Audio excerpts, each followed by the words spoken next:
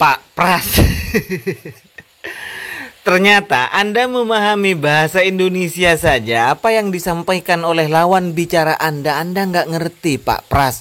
Bagaimana Anda itu menjadi seorang pesilat lidah untuk memahami dalil Al-Quran, hadis yang semuanya berbahasa Arab. Bahasa Indonesia saja Anda nggak paham.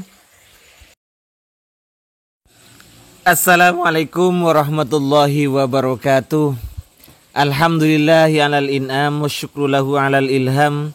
Wassalatu wassalamu ala sayyidina Muhammadin asyrafil anam wa ala alihi wa sahbihi as-sadatil a'lam, amma ba'du.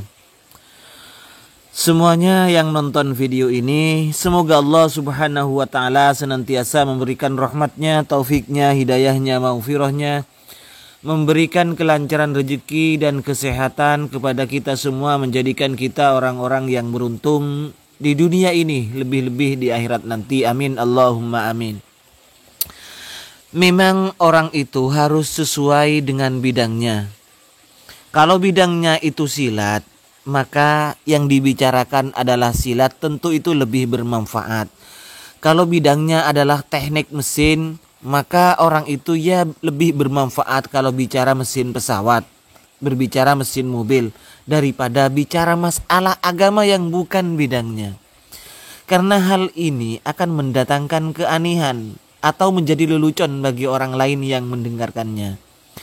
Dan lagi butuh kecerdasan sebenarnya orang untuk membantah atau menanggapi pernyataan orang lain.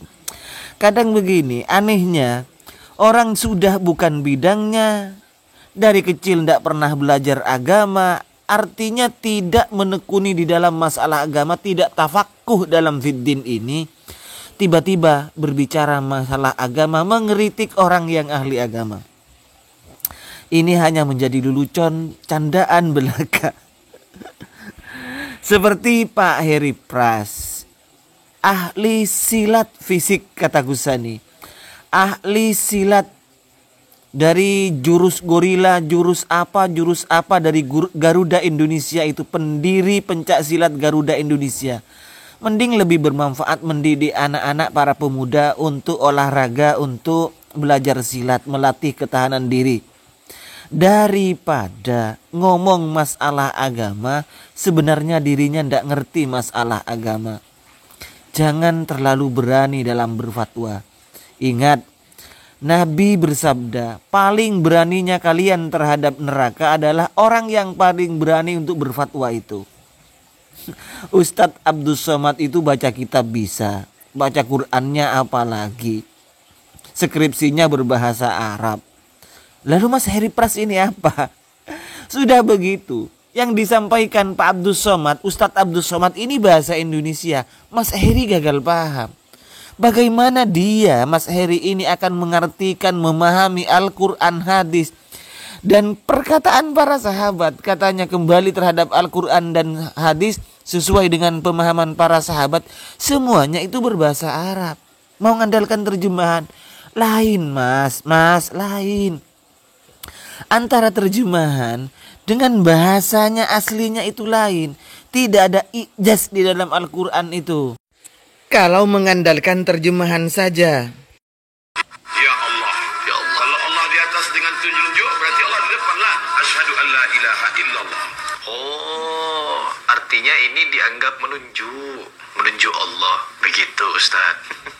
Siapa ini yang mengatakan menunjuk Allah? Kalau kita menunjuk ini ke Ka'bah, artinya Ka'bah itu Allah. Yang mengartikan ini menunjuk Allah apa? Bang Heri, sebenarnya begini ya, Ustadz Abdul Somad UAS itu membantah Ustadz Wahabi yang menyatakan anak kecil ya. Anak kecil kalau ditanya di mana Allah, dia menunjuk ke atas langit. Ini fitrah katanya. Fitrah bahwa manusia mengakui bahwa Allah di atas langit adalah dalilnya anak kecil. Kan memang seperti itu orang-orang Wahabi kan. Sering menjadikan anak kecil sebagai dalil. Makanya sikapnya kayak anak kecil. Ustadz Muflih Insinyur ini juga menyatakan bahwa ini piano, ini gitar, ini gendang. Anak SD juga tahu kan seperti itu. Banyak orang-orang Wahabi yang mengatakan menjadikan dalil anak kecil. Kita bukan hanya satu orang yang mengatakan Ustadz Wahabi itu. Jadi secara fitrah manusia itu mengakui bahwa Allah di atas langit katanya. Coba anak kecil yang masih tidak tahu apa-apa, yang masih belum punya dosa, tanya di mana Allah, mesti nunjuk ke atas langit. Iya, ini dijadikan dalil oleh ustadzmu, Ustadz Khalid Basalamah diantaranya, yang menjadikan anak kecil yang menunjuk ke atas bahwa Allah itu di atas langit, itu diantaranya, Mas. Makanya hal ini dibantah oleh Ustadz Abdul Somad bahwa menunjuk itu bukan berarti Allah ada di arah yang ditunjuk itu. Maksud Ustadz Abdul Somad seperti itu. Jadi dibantah dibandingkan bagaimana jika seseorang itu menunjuk ke depan ketika tahiyat, ketika tasyahud itu. Asyhadu an la ilaha illallah, sambil menunjuk. Apakah Allah ada di depan kita? Itu bantahan maksudnya, Mas Bro. Nah, di mana Tuhan? Awal saya bilang gitu, di mana Tuhan? Nah, di mana Allah? Subhanallah, diangkat jarinya ke langit, nunjuk. Pras, ngerti kan?